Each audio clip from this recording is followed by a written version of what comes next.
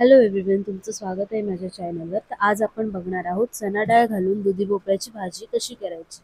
यासाठी मी इथे दुधी चांगली कापून घेतली आहे.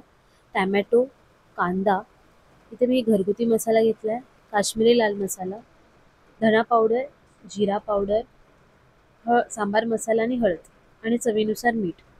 मी इथे कढई गरम करून घेतली आहे, त्यामध्ये तेल टाकलं आहे.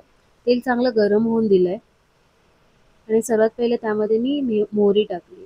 मोहरी चांगली तडतडल्यानंतर त्यामध्ये मी 5-6 कढीपत्त्याची पानं ॲड केली आहेत. त्यानंतर मी बारीक चिरलेला कांदा टाकलाय. कांदा चांगला भाजून घ्यायचा आहे, लाल होईपर्यंत, नरम होईपर्यंत कांदा चांगला भाजून घ्यायचा आहे. त्यामध्ये आता मी मीठ ॲड करते. मीठ टाकल्यानंतर आपल्याला पुन्हा एकदा चांगला भाजून घ्यायचा आहे कांदा. कांदा चांगला भाजून झाल्यानंतर त्यामध्ये टॅमॅटो ॲड करायचा आहे. टॅमॅटोही आपल्याला चांगला भाजून घ्यायचा, नरम होईपर्यंत चांगला भाजून घ्यायचा आहे टॅमॅटो.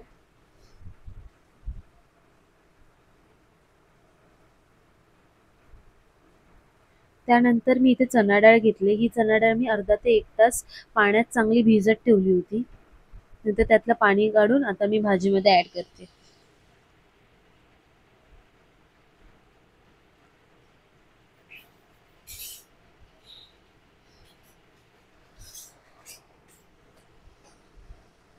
थोडीशी डाळ शिजण्यासाठी मी इथे 2 ते 3 मिनिटं झाकून ठेवणार आहे यावर. 2-3 मिनिटानंतर झाकण काढणार आहे. भाजी चांगली हलवून घेणार आहे. त्यानंतर मी जे मसाले घेतले होते मी सर्व ॲड करणार आहे आता ह्याच्यामध्ये. आपल्याला चांगलं मिक्स करून घ्यायचं आहे. सर्व मसाले मिक्स झाले पाहिजेत चांगले.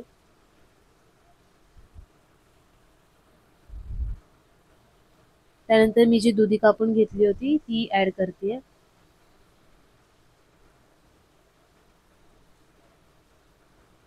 आपल्याला सगळं मिक्स करून घ्यायचं आहे.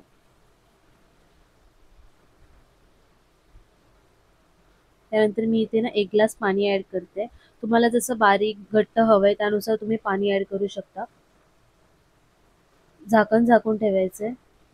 8 ते 10 मिनिटं भाजी चांगली शिजून द्यायची आहे.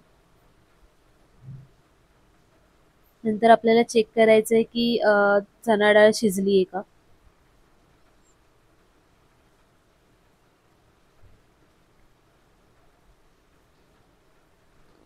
शिजून झाल्यानंतर मी इथे शेंगदाण्याचं कूट टाकते यामध्ये. तेही आपल्याला चांगलं हलवून घ्यायचं आहे. त्यानंतर एक उकळी आल्यानंतर गॅस आपल्याला बंद करून टाकायचा आहे. अशा प्रकारे आपली दुधी भोपळ्याची भाजी तयार आहे. तुम्हाला जर माझे व्हिडिओ आवडत असतील तर माझ्या चॅनलला लाईक आणि सबस्क्राईब करायला विसरू नका. Thank you.